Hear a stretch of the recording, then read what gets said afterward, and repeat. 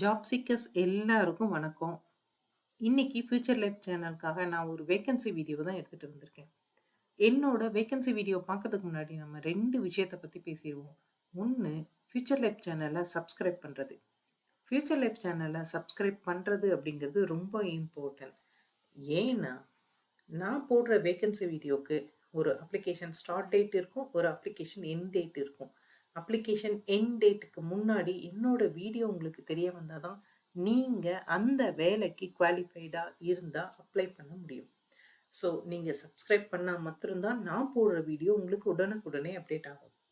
அடுத்தது, உங்களுக்கு தெரிஞ்ச படிச்சு முடிச்சு வேலை தேடிட்டு இருக்க எந்த கேண்டிடேட்டா இருந்தாலும் அவங்களுக்கு இந்த ஃபியூச்சர் லைஃப் சேனல பத்தி சொல்லுங்க. நான் போடுற வீடியோஸ் எல்லாமே சென்ட்ரல் கவர்மெண்ட், ஸ்டேட் கவர்மெண்ட் ரெக்யர்மென்ட்ட தான் அதிகமா நான் அப்டேட் பண்றேன். ஸோ இத பத்தி கண்டிப்பா அவங்களுக்கு சொல்லுங்க. அவங்களையும் சப்ஸ்கிரைப் பண்ண சொல்லுங்க. அவங்களோட பிரைட் ஃபியூச்சருக்கு இது ஒரு ஸ்டார்ட்டிங் பாயிண்ட்டா கண்டிப்பா இருக்கும். 2வது விஷயம், நான் போடுற வீடியோ எல்லாமே ஒரு இன்ஃபர்மேஷன் வீடியோ தான். வேலை தேடிட்டு இருக்கவங்க, ஃபைனல் இயர் படிச்சுட்டு இருக்கவங்க, படிச்சு முடிச்சவங்க எல்லாருக்கும் எல்லா பேப்பரையும் படிச்சு, எல்லா வேக்கன்சி ரிப்போர்ட்டையும் நோட் பண்றது அப்படிங்கிறது இம்பாசிபிள். ஸோ, எனக்கு தெரிய வர வேக்கன்ஸீஸ் எல்லாமே நான் ஒரு இன்ஃபர்மேஷன் வீடியோவா போட்டுட்ருக்கேன். என்னோட இன்ஃபர்மேஷன் வீடியோல யாரு என்ன வேக்கன்சி அனௌன்ஸ் பண்ணியிருந்தாலும், அவங்களோட அஃபிஷியல் வெப்சைட் அட்ரஸ் குடுக்குறேன்.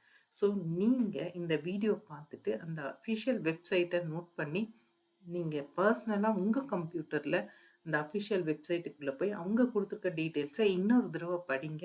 நல்லா அண்டர்ஸ்டாண்ட் பண்ணிக்கிட்டு, அவங்க குடுத்துருக்கிற வெப் லிங்க்ல நீங்க போய் அப்ளை பண்ணுங்க. அதுதான் கரெக்ட் ப்ரொசீஜர். இன்னைக்கு நாம பார்க்க போற vacancy government of India announce பண்ணியிருக்கிற மினிஸ்ட்ரி ஆஃப் டிஃபென்ஸ்ல இருக்கிற டிஃபென்ஸ் சிவிலியன் போஸ்ட்டுக்கான வேக்கன்சியை தான் நம்ம பார்க்க போறோம். இந்த வேக்கன்சி எல்லாமே all over India vacancy. So இதுக்கு என்னென்ன போஸ்ட்டு, அதுக்கு என்ன குவாலிஃபிகேஷன், என்ன மாதிரியான ஸ்கேல் பே இருக்கும் அப்படிங்கிறத தான் இந்த வீடியோவில் நம்ம பார்க்க போகிறோம். ஸோ இந்த வீடியோவில் பார்க்க போகிற எல்லா வேக்கன்சிக்கும் ஒரு 2 இயர்ஸ் ப்ரொபேஷனரி பீரியட் இருக்குன்னு சொல்லியிருக்காங்க. இது ஒன்லி ஆன்லைன் மோட் அப்ளிகேஷன். இதுக்கு உங்களுக்கு ஒரு வேலிட் இமெயில் ஐடியும் மொபைல் நம்பரும் வேணும். அது இருந்தால் தான் நீங்கள் ஃபஸ்ட்டு உங்களோட பர்சனலாக உங்களோட ஆன்லைன் அப்ளிகேஷனை ரெஜிஸ்டர் பண்ணிக்க முடியும். அந்த ரெஜிஸ்ட்ரேஷன் முடிஞ்ச அப்புறம் தான் ஆன்லைன் லிங்க் கிடைக்கும். அதில் போய் அப்ளை பண்ண முடியும். ஸோ இன்னைக்கு நம்ம பார்க்க போகிற வேக்கன்சியோட application opening date 2nd December 2024, application closing date 22nd December 2024. அடுத்து வர்ற டேபிளில் என்ன மாதிரியான போஸ்ட், அதோட நேம் என்ன, எவ்வளோ ஏஜ்லேருந்து எவ்வளோ ஏஜ்குள்ளே இருக்கலாம், என்ன மினிமம் குவாலிஃபிகேஷன் அப்படின்றத பார்க்கலாம். அதுக்கு முன்னாடி ஆல் ஓவர் இந்தியா என்னென்ன வேக்கன்சி இருக்கு, அதை எப்படி ஸ்ப்ளிட் பண்ணியிருக்காங்க கேட்டகரி வைஸ் அப்படிங்கிறத பார்த்துருவோம். First material assistant. மொத்தமாக 19 வேக்கன்சி ஆல் ஓவர் இந்தியா இருக்குன்னு சொல்லியிருக்காங்க. கேட்டகரி வைஸ் அந்த 19 வேக்கன்சியை ஸ்ப்ளிட் பண்ணியும் காமிச்சிருக்காங்க. ஸோ இதோட பே ஸ்கேல் அப்படின்னு பார்த்தீங்கன்னா லெவல் 5 பே ஸ்கேல் 29,200லேருந்து 92,300 வரைக்கும் இருக்கும் சேலரின்னு சொல்லியிருக்காங்க. அடுத்தது ஜூனியர் ஆஃபீஸ் அசிஸ்டண்ட். இதோடைய டோட்டல் வேக்கன்சி பொசிஷன் 27. இதுக்கும் பிரேக்கப்ஸ் கொடுத்துருக்காங்க. இதுவும் லெவல் 2 பே தான். அடுத்தது சிவில் மோட்டார் டிரைவர். இது 4 வேக்கன்சி இருக்கு. இதுவும் லெவல் 2 பே தான். அதுவும் 19,900 to 63,200. அடுத்தது டெலி ஆப்ரேட்டர் கிரேட் 2. இதில் 14 வேக்கன்சி இருக்கும். இதுவும் லெவல் 2 பே தான். அடுத்தது ஃபயர்மேன். இதில் 247 வேக்கன்சி இருக்கு. இதுவும் லெவல் 2 பே தான். அதே மாதிரி கார்பெண்டர் அண்ட் ஜாயினர். இதில் 7 வேக்கன்சி இருக்கு. இதுவும் லெவல் 2 பேமெண்ட் தான். Painter and decorator. இதில் 5 வேக்கன்சி இருக்கு. இது லெவல் 2 பே தான். லெவல் 2 பேன்றது 19,900லேருந்து 63,200 வரைக்கும் இருக்கும். இதுதான் லெவல் 2 பே. அடுத்தது MTS. MTS means multi tasking staff. இதில் 11 வேகன்சி இருக்குது. இது லெவல் 1 பே. லெவல் 1 பேன்றது 18,000லேருந்து 56,900 வரைக்கும் சேலரி இருக்கும். அதுதான் லெவல் 1 பே. அடுத்தது ட்ரேட்ஸ்மேன் மேட். இதில் 389 வேகன்சி இருக்குது. இது லெவல் 1 பே 18,000 to 56,900. இந்த சொல்ல எல்லா வேகன்சிலையும் பார்த்தீங்கன்னா இஎஸ்எம் மற்றும் பிடபிள்யூபிடின்னு தனியாக கொடுத்துருக்காங்க.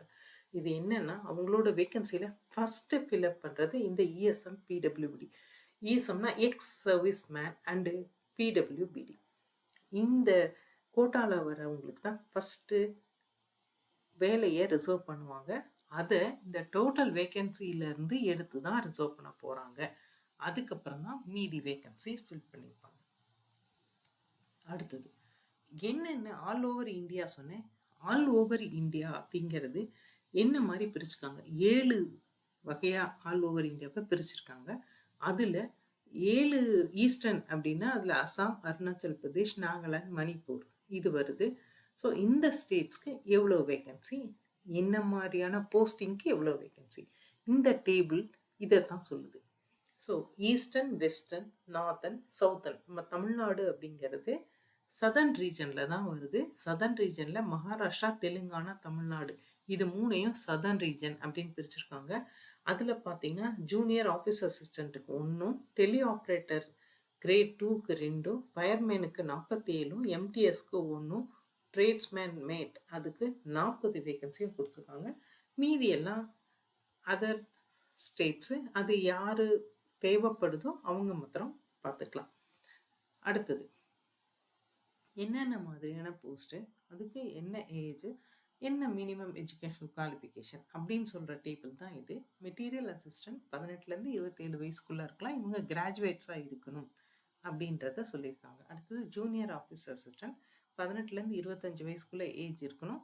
ஆனால் இது எல்லா ஏஜ் சொல்கிறதுக்கும் ஒரு ஏஜ் ரிலாக்ஸேஷன் கேட்டகரி வைஸ் கீழே ஒரு தனி டேபிளில் இருக்குது. அதையும் பார்ப்போம் பின்னாடி. இப்போ ஜூனியர் ஆஃபீஸ் அசிஸ்டண்ட்டுக்கு 18லேருந்து 25 வயசுக்குள்ளே இருக்கலாம். 12th கிளாஸ் பாஸ் பண்ணியிருக்கணும். அதே மாதிரி டைப்பிங் ஸ்பீட் 35 வார்த்தை இருக்கணும் 1 நிமிஷத்துக்குன்னு சொல்லியிருக்காங்க. அடுத்தது சிவில் மோட்டார் டிரைவர். இவங்களுக்கு 18லேருந்து 27 வயசுக்குள்ளே இருக்கலாம்னு சொல்லியிருக்காங்க. மெட்ரிகுலேஷன் பாஸ் பண்ணியிருக்கணும்.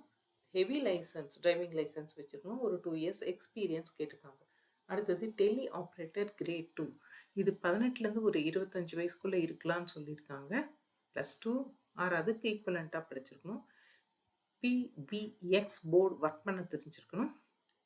அடுத்தது இங்கிலீஷ் ஃப்ளூயண்ட்டாக பேசணும்னு சொல்லியிருக்காங்க.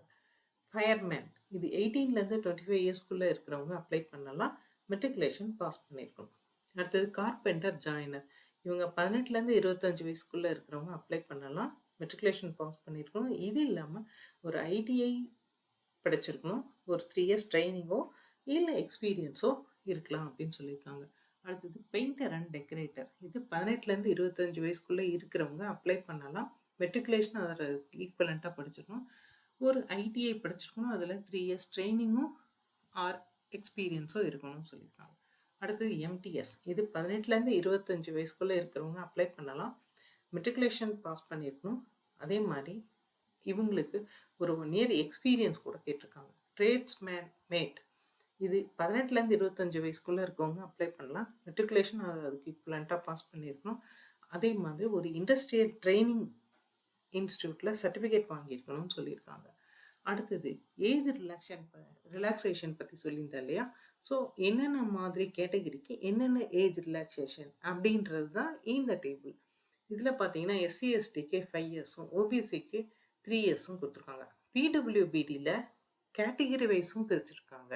அதே மாதிரி எக்ஸ் சர்வீஸ் மேன் அவங்களுக்கு ஒரு 3 இயர்ஸ் சொல்லியிருக்காங்க. அது மாதிரி டிஃபென்ஸ் பர்சனில் எந்த மாதிரி டிசபிலிட்டி இருக்குது, என்ன மாதிரி அவங்களோட கேட்டகரி, அதுக்கேற்ற மாதிரியும் இவங்க ஏஜ் ரிலாக்ஸ் பண்ணி கொடுத்துருக்காங்க. அடுத்தது என்னென்ன மாதிரியான டாக்குமெண்ட்ஸை எப்படி ரெடி பண்ணும் அப்படிங்கிறது தான் இந்த டேபிள் சொல்லுது. இது ஐடி ப்ரூஃப்க்கு பேன் கார்டோ, ஓட்டர் ஐடியோ, பாஸ்போர்ட்டோ நீங்கள் வச்சுருக்கலாம். அது 30லேருந்து ஒரு 50 கேபிக்குள்ளே இருக்கிற மாதிரி ஸ்கேன் பண்ணி எடுத்துக்கோங்க அப்படின்னு சொல்லியிருக்காங்க. இதை அப்லோட் பண்ணுறதுக்காக. அடுத்தது உங்களோட latest passport size photograph, colour ஃபோட்டோகிராஃபை 3 மாதத்துக்குள்ளே எடுத்த மாதிரி இருக்கணும். அதே மாதிரி அந்த ஃபோட்டோவில் உங்கள் காதும் உங்கள் ஃபேஸும் கிளியராக தெரிகிற மாதிரி எடுத்துருக்கணும். அதை ஒரு 20 கேபிக்குள்ளே இருக்கிற மாதிரி ஸ்கேன் பண்ணி வச்சுக்கோங்க. அடுத்தது உங்களோட 10th சர்டிஃபிகேட்டு ஆர் வேறு என்ன நீங்கள் படிச்சிருந்தாலும், அதுக்கு மேலே நீங்கள் ஐடிஐயோ டிகிரியோ என்ன படிச்சிருந்தாலும் அதுவும் ஸ்கேன் பண்ணி எடுத்து வச்சுக்கோங்க. ஸ்கேன் பண்ணும்போது அதை ஜேபிஇஜி ஆர் ஜேபிஜி ஃபார்மேட்டில் 30லேருந்து 50 கேபிக்குள்ளே இருக்கிற மாதிரி ஸ்கேன் பண்ணி வச்சுக்கோங்க. அதே மாதிரி ஆன்லைன் அப்ளிகேஷன் நீங்கள் அப்ளை பண்ணப்போ அது ஒரு பிரிண்ட் அவுட் எடுத்து வச்சுக்கோங்க ஃபார் ஃபியூச்சர் ரெஃபரன்ஸ் வந்து ஃபியூச்சர் வேலை எல்லாத்துக்கும். அதே மாதிரி அஃபிஷியல் வெப்சைட் கொடுத்துருக்கேன். இதில் தான் உங்களுக்கு அப்ளையும் பண்ண முடியும். அதே மாதிரி உங்களோட கால் லெட்டர் இதில் தான் வரும். உங்களோட ரிட்டன் எக்ஸாம் பற்றியான டீட்டெயில்ஸ் இதில் தான் வரும். உங்களோட ஃபிசிக்கல் டெஸ்ட் எப்போன்ற டீட்டெயில் வரும். இதெல்லாம் முடிஞ்சு ரிசல்ட்டும் இதில் தான் வரும். ஸோ இதுதான் உங்களோட அஃபிஷியல் வெப்சைட். அதே மாதிரி first come first service base தான். ஸோ இம்மிடியேட்டாக அப்ளை பண்ணிடுங்க. அடுத்தது நான் என்னென்ன மாதிரியான ஸ்கில் டெஸ்ட் எக்ஸாம் வச்சு ஒரு கேட்டகரியும் ஒரு போஸ்டிங்க்கும் அவங்க எப்படி செலக்ட் பண்ணுறாங்க அப்படிங்கிறதுக்கான இந்த டேபிள். இது பார்த்திங்கன்னா மெட்டீரியல் அசிஸ்டண்ட்டுக்கு ரிட்டன் எக்ஸாம் மாத்திரம் தான். அதுக்கு மேலே ஒரு டாக்குமெண்ட் வெரிஃபிகேஷன் மற்ற இன்டர்வியூ எல்லாமே இருக்கும். அதே மாதிரி ஜூனியர் ஆஃபீஸ் அசிஸ்டண்ட்டுக்கு நான் சொன்ன மாதிரி 35 வேர்டு ஒரு நிமிஷத்தில் டைப் பண்ணுற மாதிரி ஒரு டெஸ்ட் இருக்குது. இது இல்லாமல் ஒரு ரிட்டன் எக்ஸாம் இருக்குது. அதே மாதிரி மோட்டார் டிரைவிங் இதில் வந்துட்டு டிரைவிங் டெஸ்ட்டு இருக்குது, வெர்பல் கொஷின் இருக்குது, இது இல்லாமல் ஒரு ரிட்டன் எக்ஸாம் இருக்குது. டெலி ஆப்ரேட்டருக்கு ரிட்டன் எக்ஸாம் மட்டும்தான். ஃபயர்மேனுக்கு ஒரு ஃபிசிக்கல் மெஷர்மெண்ட் பற்றி கொடுத்துருக்கேன். இதில் வந்துட்டு செஸ்ட் எவ்வளோ இருக்கணும், வெயிட் எவ்வளோ இருக்கணும், அந்த மாதிரி ஒரு சில ஸ்பெசிஃபிகேஷன்ஸ் கொடுத்துருக்காங்க. ஸோ இந்த ஸ்பெசிஃபிகேஷன் படி நீங்கள் இருக்கிறத அவங்க இதையும் ஒரு மார்க்காக எடுத்துப்பாங்க. இது இல்லாமல் ஒரு ரிட்டன் எக்ஸாமும் இருக்குது. அதே மாதிரி கார்பெண்டர் இவங்களுக்கு வந்து பார்த்திங்கன்னா ஒரு வுட்டு கொடுத்து அதோடைய அதை வச்சு ஃபர்னிச்சர் பண்ணுறது அப்படின்ற ஒரு டெஸ்ட்டு, வெர்பல் கொஷின் இருக்குது, ரிட்டன் எக்ஸாம் இருக்குது. பெயிண்டர் அண்ட் டெக்கரேட்டருக்கு அதே மாதிரி தான். அவங்களுக்கும் painting of wooden and iron items, verbal question, அப்புறம் ரிட்டன் எக்ஸாம் இருக்குது. எம்டிஎஸ்க்கு ரிட்டன் எக்ஸாம் மட்டும்தான்.